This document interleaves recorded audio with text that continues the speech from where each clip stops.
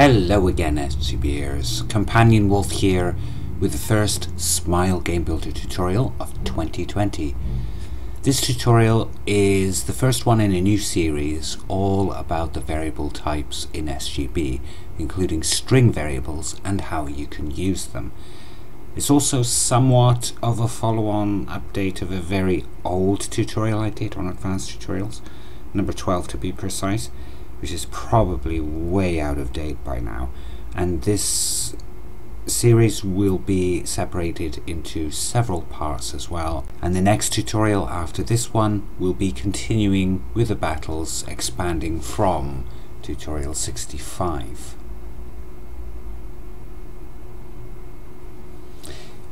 Before I begin, I have to make an announcement. If you've been following me on Twitter and in Discord in particular, you might already have read that the RPG Maker Times network, including the SGB Athenaeum blog, was offline for a while.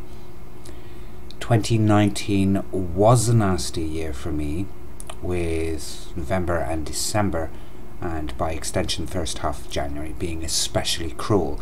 This meant I had to make a few concessions and sacrifices in order to make ends meet, which resulted in financial instability, and the walls just came crashing down on top of me. Ordinarily, maintaining the upkeep of the blogs isn't a problem, but since I finance it mostly myself, sometimes there just isn't enough money to feed everyone else's pockets, let alone your own, so shit happens, and I'm sure many of you can relate to that one. Thanks to a very kind benefactor, the RPG Maker Times network was restored relatively quickly despite the account's delinquent payments. DreamHost's support team is second to none when it comes to things like this, and I can't express how grateful I am for their help when something does go wrong. Anyway, on Friday, which was payday, I finally had the pecuniary needs to catch up on those delinquent payments. If you would like to donate, maybe to help out, maybe to show your support, or maybe for some other reason, the link to my PayPal is in the description below. All donations are greatly appreciated and will go towards the rising costs that maintaining a dedicated blog brings. Or you can support me on Subscribestar to help with the continued development of my SGB game, Starborn: The Fallen, where patrons can benefit from some exclusive game content and other unique stuff. And this is also where you can view another secret project I'm working on, which I won't announce publicly, at least for now. It's for patrons only to know about it until public release. You can also follow me on Twitter and Facebook, of course, to keep up to date with news, my tutorials, projects, and so on. But please do note that I keep Twitter updated the most. You can also join the SGB Discord server for discussions and support on all things Smile Game Builder. I added a new channel for any suggestions you might have for future tutorials, or you can comment them in the videos themselves as normal, and I'll continue compiling a list for more tutorial content, including going over some of the older videos and updating them. So what is a variable? At its core, a variable is a method of storing values, whether they're numbers or strings, and then recalling them for later use for something. It's just like putting objects into boxes where you can look inside the box to see the contents and then add and remove objects as you need to. And that's why SGB, in SGB, we use the variable box options to manipulate the variables. Programmers are well aware of this concept. So for this tutorial, I've divided variables into several categories. So basic variables. These are simple variables set and manipulated through the variable box. You can overwrite the current value, you can add to it, subtract from, multiply and divide, and you can also add a random number from 0 to whatever value you place here as well. Advanced variables are used for storing certain in-game variables within the advanced variable box option, such as checking for players, character information, player direction, key input, and other stats. These are probably the most used variables, at least for me. And you can also set a random number between a minimum and a maximum range, which I've used in numerous tutorials as well. In the to what section, this particular one, number displayed in variable box, I'll cover that in a future video, because I think I finally get it thanks to someone, Sanctum Mozzi, in Discord. Next we have string variables. Rather than storing numbers, you can store words or even full sentences, names and so on in these string variables.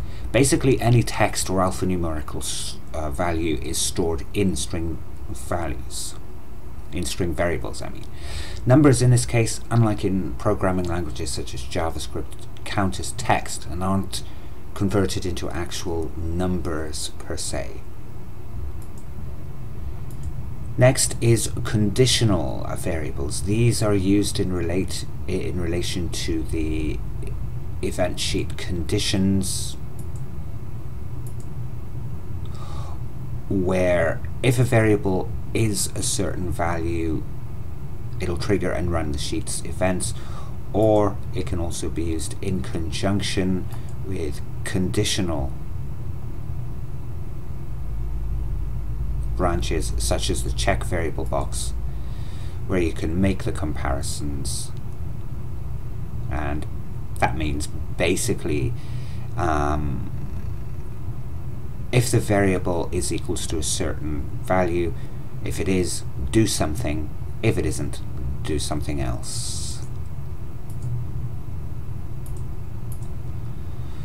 Trigger variables. These are variables that trigger other events when their values are set to certain numbers or a string, such as if you wanted to have a variable box. This is meant to be for cutscenes. I think I covered that in a previous tutorial. Can't remember which one offhand though, but say for instance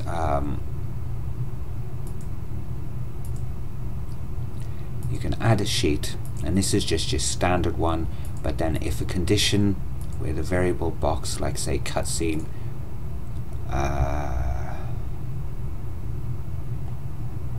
no, I don't have a variable for the cutscene in this one, so you know, just stick with random number. Anyway, if the cutscene variable is equals to 1 or 2, then start automatically, and then it will automatically run each of the conditions where this is set. Now the other one that is battle variables, which are obviously all of the variables for numerous values within the battle, and this is set in the get battle information, which is grayed out. This is because you can't use the values in normal events on maps, but you can set and use them in the common events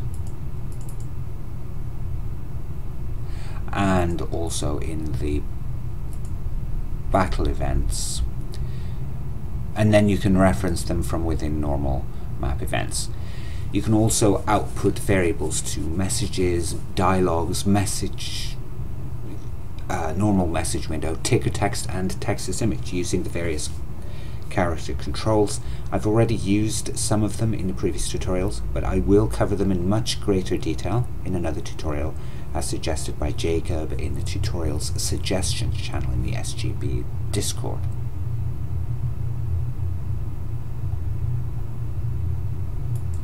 Now, as I've mentioned countless times before in numerous tutorials, I won't dwell on it too here, but one of the first things I do is create an auto-running common event filled with lots of values from the advanced variable box. This can be run in the background and return all of the values so that you can access them easily across all maps at any time, and that way you don't have to use them each and every time. You can use these string variables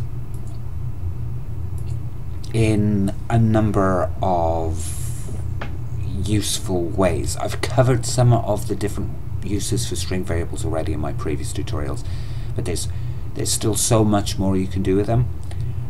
For reference, in tutorial 52 passwords, I set up a combination lock using numbers to open a chest, and I also set up a door locked by a password where you have to find and enter the word parts of the password in the correct order to open the door. Also, in tutorial 58 tips and tricks part 9, I set up a shake and flash effects console like command system where you can use input string, rather conveniently also placed under the variables, to type out commands and to flash the screen or shake the screen. You can kind of like do a whole lot more with that, such as having a teleporter. Oh, that's the wrong one. Yeah. Instead, this is where I set it up.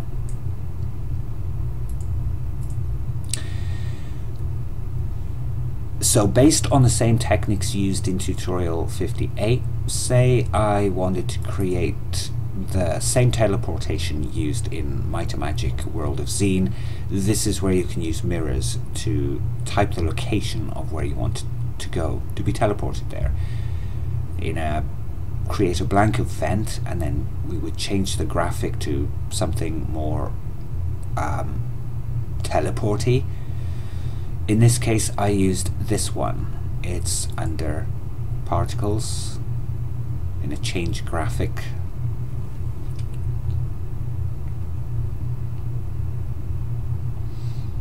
Right, this one. But of course you can use other ones like a glowing pad or light wall, light door, I don't know, anything that you want.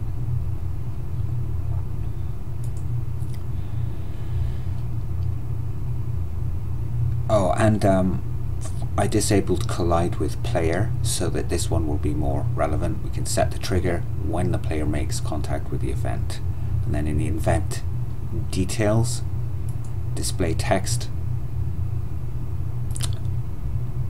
Let's use this one, it might be easier. Display text, which is basically enter your destination.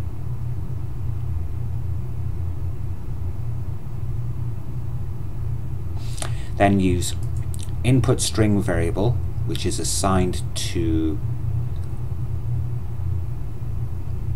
a string variable. In this case, it would be teleporter.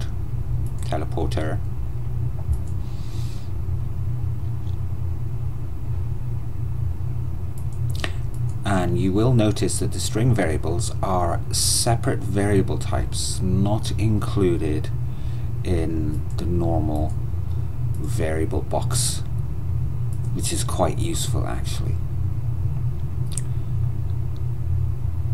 This variable is then used to store the destination you typed, to compare it with a list of valid destinations.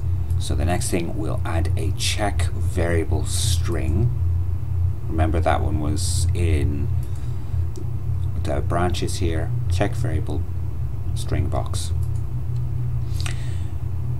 And then using the variable and comparing the letters,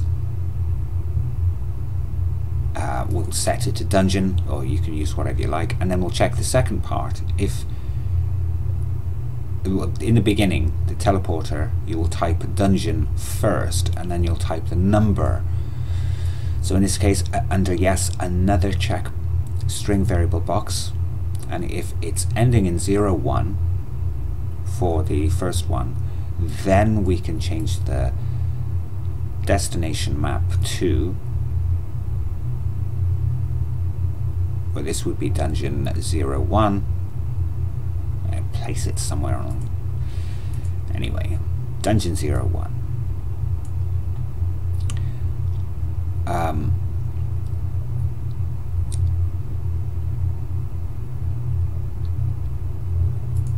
If you don't type in 01,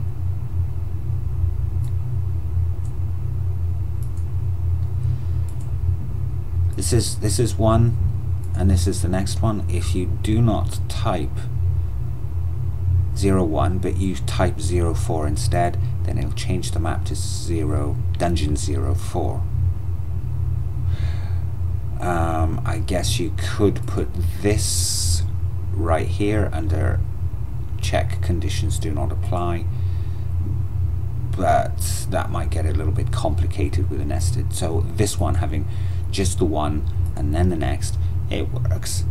Anyway, if you don't type in dungeon and you type in something else, or if you don't type in the correct number, then right at the end of this entire branch we would simply put a display text, destination unknown.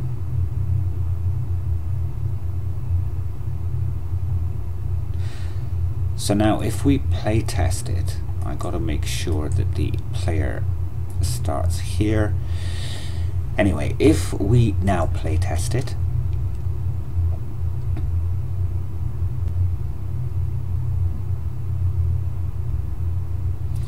we can enter the teleport to enter the destination, and then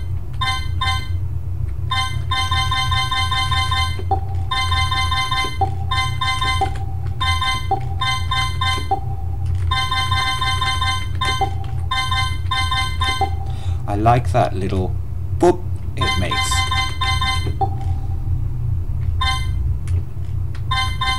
So 0 and 1. So we want to teleport dungeon 01, and there it is. We will teleport to dungeon 01. This time it's going to be dungeon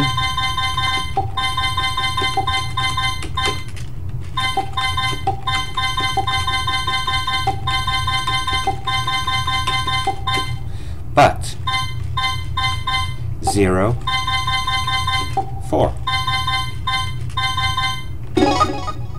and teleport it to dungeon 04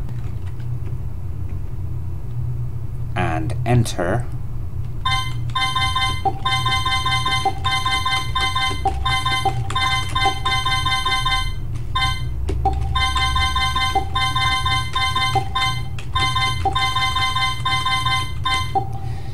dungeon 04, destination unknown. Why does this happen? It's because the check string box is case sensitive, so you'd have to set up like more conditional string checks to cater to any variations. This isn't worth it though, so instead what we can do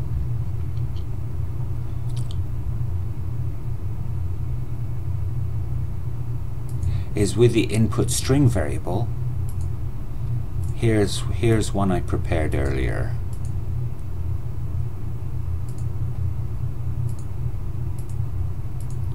So in the input string variable, we just keep all of the numbers and letters in one. You have caps, and then you have the numbers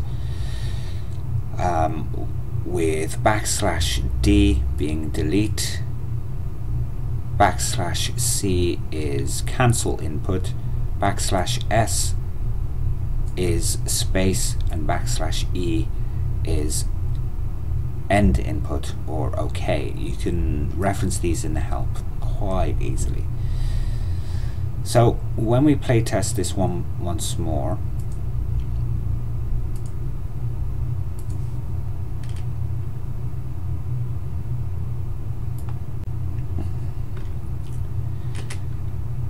when you go in, you can type in, say, dungeon